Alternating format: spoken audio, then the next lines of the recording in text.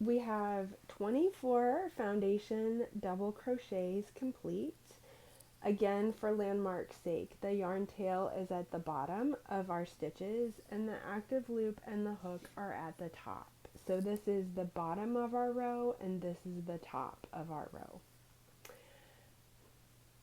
When we join in the round, it's important to not twist the work. So what I'm doing to join in the round is taking the active loop on my hook without twisting, bringing these together to join in the round. And I'm inserting my hook into the top of the first stitch. So here's the yarn tail, and I'm following up the side to insert into the top of the chain.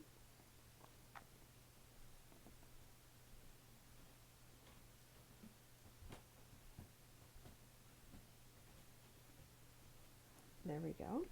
And then we yarn over with the working yarn, slip stitch, and then give it a little bit of a tug. Now I've joined in the round and the base of my foundation double crochets are nice and stretchy and the top of my stitches are joined.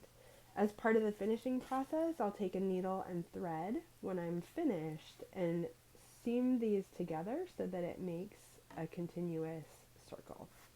The next step is front and back post ribbing.